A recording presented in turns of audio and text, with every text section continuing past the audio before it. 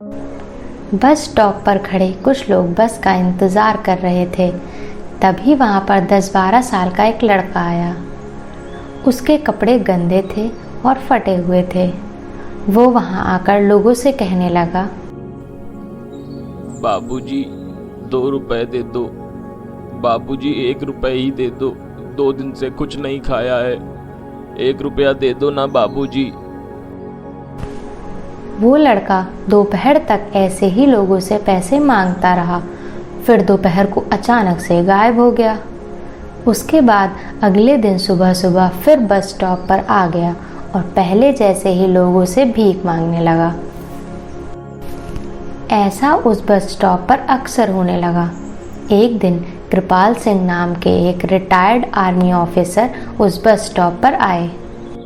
वो लड़का उस दिन उसी तरह भीख मांग रहा था। उस दिन उसे कोई भीख नहीं दे रहा था। चल हट, चला जा यहाँ से। मैंने क्या तेरा ठेका ले रखा है? रोज रोज चला आता है भीख मांगने, भिखारी कहीं का। उस आदमी की तरह और भी कई लोगों ने उस लड़के को डांटकर भगा दिया। कृपाल सिंह जी ये सब देख रहे थे। न जाने क्यों उनके मन में इस लड़के के प्रति दया आ रही थी। उस दिन उस लड़के के पास काफ़ी कम पैसे जमा हुए थे। अभी वो पैसे लेकर वहाँ से जाने के लिए निकला ही था, अचानक उसे पत्थर से ठोकर लग गई और जो भी थोड़े बहुत पैसे उसके पास जमा हुए थे वो भी उसके हाथ से छूटकर नाली में गिर गए। वो अपने पैसों को बहुत देर तक खोजता रहा। फिर ना मिलने पर वह आंखों में आंसू लिए वहाँ से जाने लगा। ये सब देखकर कृपाल सिंह जी से रहा नहीं गया। वो उसके पास आए और बोले, नहीं बेटा, रोते नहीं है। फिर उन्होंने सोचा, इसे कुछ पैसे दे देता हूँ, लेकिन अगर कहीं ये किसी भीख मांगने वाले गिरोह से हुआ तो, जो बच्चों से जबरदस्ती भीख मंगवाते हैं, या ये भी हो सकता है कि इस पैसे से ये नशा करे। इस तरह पैसे मांगकर नशा करना इन जैसे बच्चों की आम बात है। यह सब सोचकर उन्होंने कहा, अच्छा बेटा, ये बताओ इन पैसों का तुम क्या करोगे? इन पैसों से मैं खाना खरीदूंगा बाबूजी। कहीं ये झूठ तो नहीं बोल रहा? चलो मैं फिर तुम्हें खाना ही खरीद देता हूँ। इसके बाद कृपाल जी उसे खाना खरीद कर देते हैं। खाना लेकर वह लड़का वहाँ से चला जाता है। कहीं ये खाना फेंक कर फिर से भीख मांगने ना आ जाए, इसलिए कुछ देर यहीं रुककर देखता हूँ। कृपाल जी काफ़ी देर तक वहाँ रुके रहे, मगर वो लड़का फिर नहीं आया। कृपाल जी भी वहाँ से चले गए। अगले दिन जब कृपाल जी वापस बस स्टॉप पर आए तो उन्हें फिर से वह लड़का दिखा जो लोगों से भीख मांग रहा था।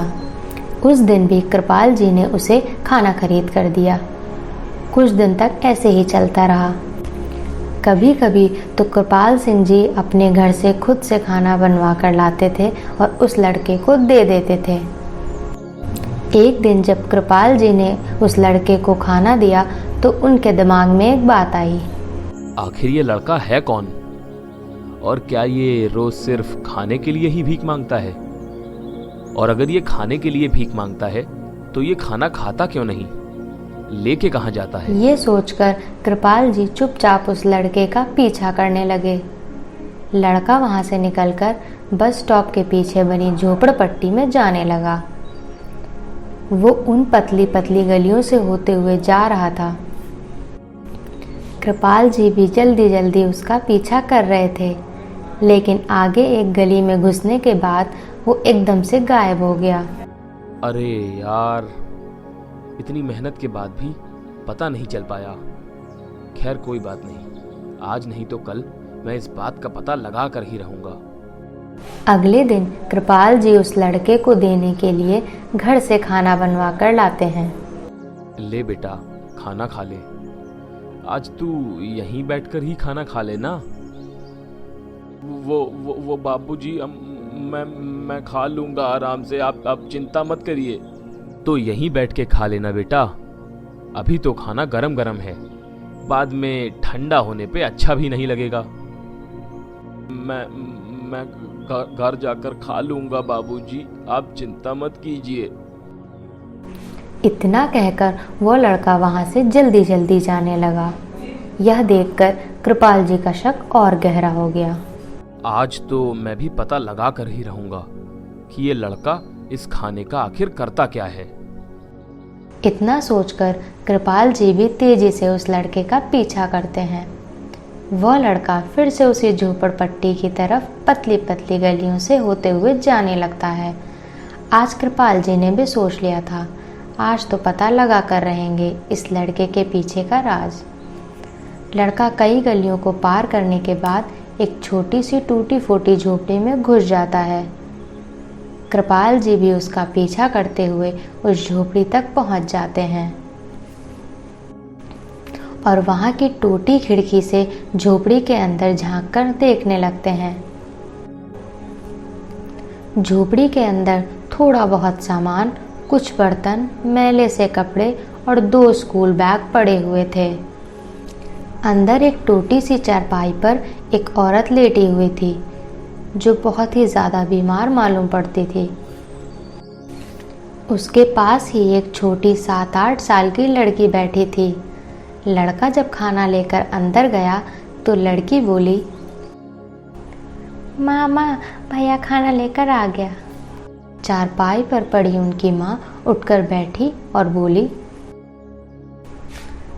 कैसी किस्मत है मेरी, तेरे बापू का सपना था अपने दोनों बच्चों को खूब पढ़ाएंगे, मगर उनके जाने के बाद पढ़ाना तो दूर, मैं अपने बच्चों को पेट भर खाना भी नहीं दे पाती। 2 वक्त की रोटी के लिए मेरे बच्चों को न जाने कहाँ कहाँ भटकना पड़ता है और न जाने कितने लोगों के सामने हाथ फैलाना पड़ता है। ऐसी जिंदगी से तो मर जाना ही भला है। ये कहते कहते उस औरत की आंख में आंसू आ जाते हैं। रो मत माँ, तुम बस ठीक हो जाओ, भगवान ने चाहा तो मैं और छुटकी फिर से स्कूल जाने लगेंगे। तुम खाना खा लो और फिर दवाई खा लो, नहीं तो तुम्हारी तबीयत और खराब हो जाएगी माँ। यह देखकर कृपाल जी की आंखें भर जाती हैं। उनसे रहा नहीं जाता, वो झोपड़ी के अंदर चले जाते हैं। उन्हें देखकर लड़का अचानक से खड़ा हुआ और बोला, अरे बाबूजी आप। मैं सब समझ गया हूँ बेटा, तुम्हें कुछ कहने या कुछ बताने की जरूरत नहीं है।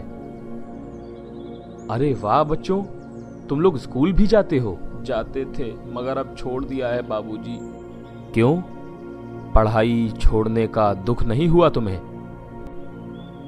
दुख तो बहुत हुआ था बाबूजी, मगर जब से माँ बीमार पड़ी है घर में एक पैसा भी नहीं बचा था। घर में जितने भी पैसे थे सब माँ की दवाई में खर्च हो गए। 2 दिन से हमारे पेट में एक निवाला भी नहीं गया था।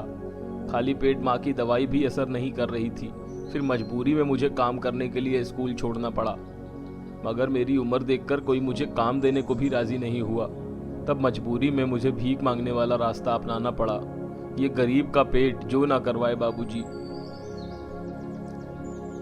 मैं आज ही तुम्हारी माँ को अस्पताल में भर्ती करा देता हूँ। तुम देखना कुछ ही दिन में वो एकदम ठीक हो जाएगी। फिर कल से तुम दोनों भी स्कूल जाओगे और तुम पैसों की बिल्कुल चिंता मत करना बेटा। कृपाल जी की बात सुनकर उन तीनों के मुरझाए चेहरे पर खुशी वापस आ जाती है।